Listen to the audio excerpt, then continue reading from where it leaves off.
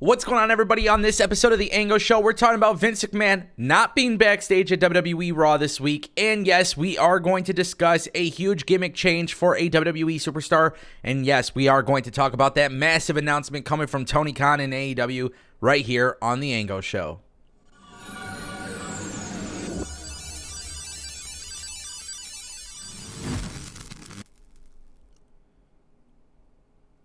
All right, y'all, where do we start with a big topic like this? Guys, Vince McMahon was not reportedly backstage at WWE Raw this week. And of course, everybody was talking about Vince McMahon being on Raw the previous week because he was backstage. And obviously, he didn't show up on television, but he was there backstage to support his friend John Cena. That's what we were talking about when it came down to those reports. Now, a lot of people are speculating that Vince McMahon and his actual creative involvement has been pretty accurate thus far. He's making pitches, Triple H listens to them sometimes he doesn't, and then they move on. Now, the real question is, will Vince McMahon be backstage for WrestleMania 39? And obviously, that is a really big question, and it is Vince McMahon's baby. The WWE is Vince McMahon's baby, so I would suspect that maybe at some point, Vince McMahon would probably be backstage at WrestleMania. Does that mean Vince McMahon will do anything major at WrestleMania? No, more than likely not. There were also rumors that WWE at one point in time would actually induct Vince McMahon into the Hall of Fame. That doesn't seem to be the case. However, WWE did actually announce that the Great Muta will be inducted. So you never know what's going to happen in the world of pro wrestling. WWE inducting people that have not worked for the company, people that have worked for the company, people that they have troubled history with.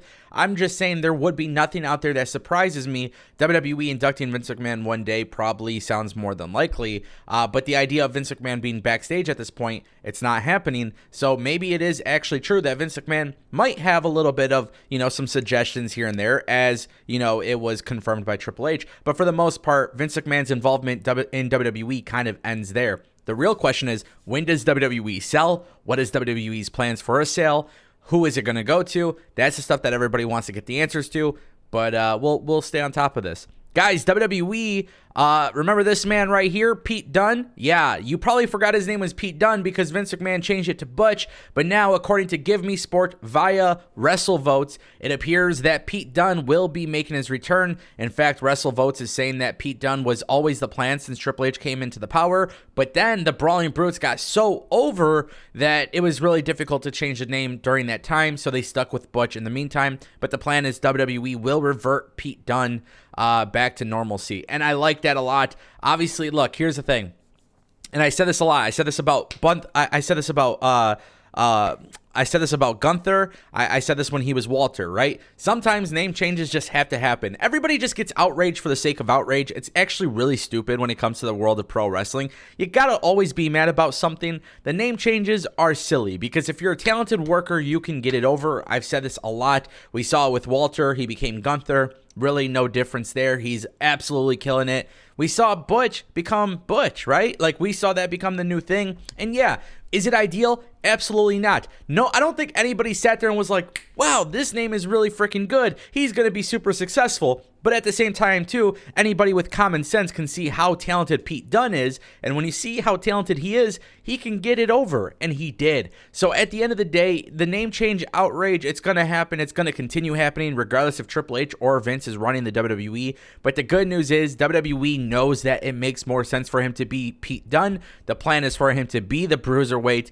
And you know what? I'm super excited to see what WWE does. I know I was talking to people earlier, and the idea of Pete Dunne being the Bruiserweight, possibly dethroning Gunther for the Intercontinental Championship, could be a really cool storyline. Obviously, if you know the history there. So ultimately, WWE is making some very big conscious decisions when it comes to name changes. We saw Doudrop get dropped. We saw Piper Niven become a thing again, which was amazing.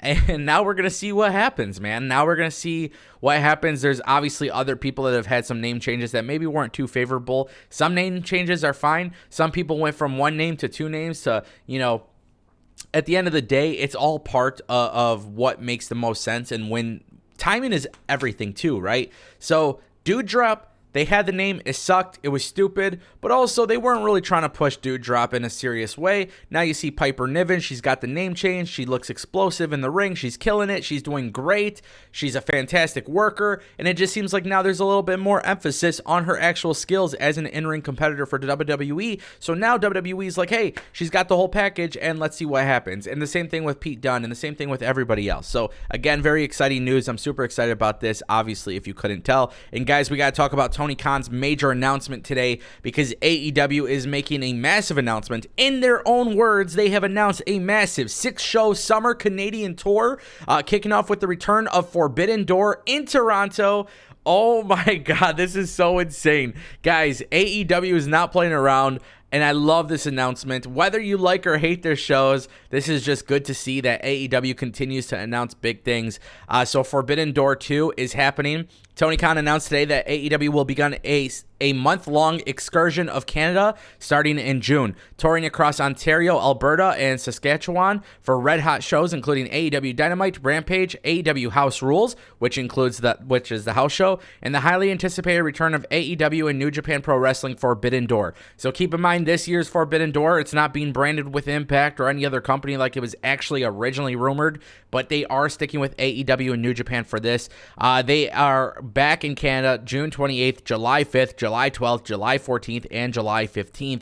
This is really massive, super exciting stuff. And for AEW, I think this is exactly what they needed to do. I talk a lot about international exposure for all wrestling companies.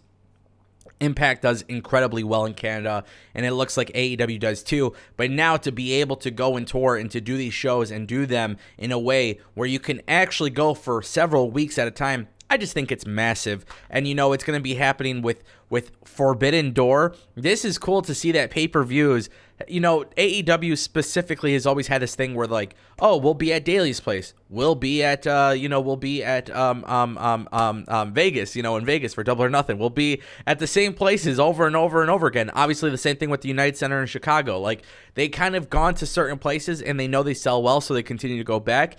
Obviously, AEW did very well last time they were in Canada, but the cool thing is now we're going to see AEW in a situation where they're going to put a pay-per-view outside of Chicago, outside of Florida, outside, and I love it. I'm super excited about it. I'm glad to see that AEW has gone into this perspective of, hey, we'll start putting pay-per-views in other cities that can sell. And that just goes to show you, regardless if you like their pay-per-views, regardless if you like their television show, regardless if you care about the storytelling or not, the thing is, AEW just years ago had to be in the same cities for these types of shows in order to sell out. Now they're showing you they don't necessarily need to do that, and that is also a really good thing. I'm super excited about that, and the idea for me, from being in Michigan, going to Toronto, it's not a long trip at all. Maybe Forbidden Door 2 is a pay-per-view worth going to. We'll see how they build it up and everything like that. But guys, I'll keep you updated. Massive updates, massive news. If you're not subscribed, you're missing out. I'll see you guys next time. Thank you so much for watching. Peace.